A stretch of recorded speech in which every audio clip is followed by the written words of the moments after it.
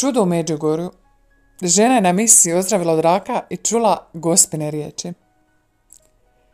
Ovo je jedno od najpoznatijih čuda. Amerikanke Colleen Willards. Žena dolazi iz Čikaga.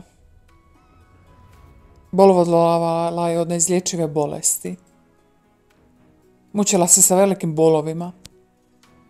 Muž je radio, a sin se za nju brinuo. Njezina jedina utjeha bila je u molitvi. Imala je veliku želju poći za Međugorje. I rekla je da ne žele ići u Međugorje da ozdravi, nego da tamo iskusi nazočnost Gospe. Obitelj se molila da im Gospodin ispunio u milost i Bog im je uslišao molitvu. Tako je Colleen stigla u Međugorje. Bila je sa hodočasničkim skupinama i kod jedne vidjelice. Vidjelica ju zagrlila i molila za nju. A poslije susreta išla se na svetu misu. Za vrijeme svete mise, prije nego je svećenik izmolio molitvu pretvorbe, ona je čula ove Gospine riječi.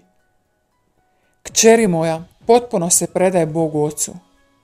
Poslije se predaje Duhu Svetom, mom zaručniku. Predaj se mom sinu Isusu.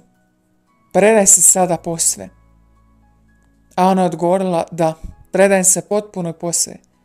Sve na slavu neba, sve na slavu Božju.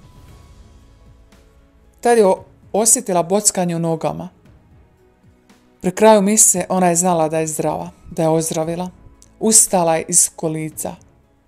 Iz crkve je izašla samostalno, bez ičije pomoći. Po povratku kući u Ameriku, u Čikagu, otišla je svom doktoru, a na temelju temeljitih pretraga on joj je rekao: tvoje ozdravljenje je treće koje se dogodilo u Međugorju, slava Isusu Kristu.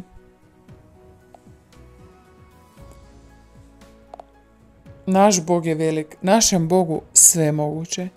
Prepusti mu se i vjeruj.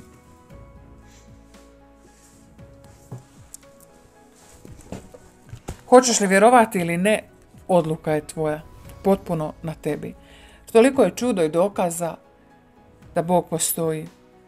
Samo na tebi. Hoćeš li to prihvatiti s vjerom ili ćeš vjerovati šaputanjima zloga, pronalaziti izlike da ne vjeruješ?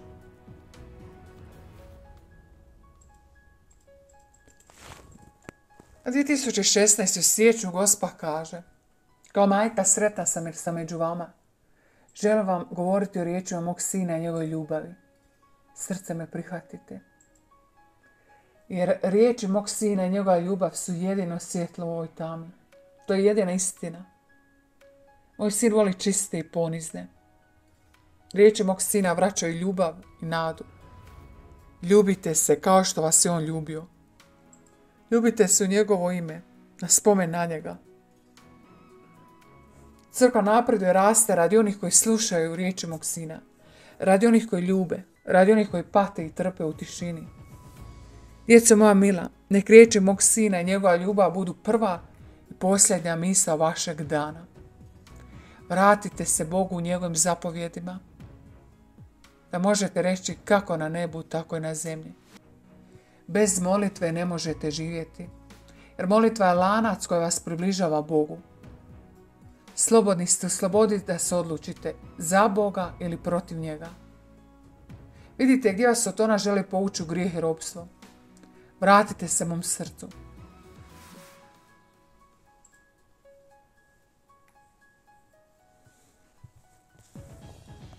Pozivam vas na obraćenje.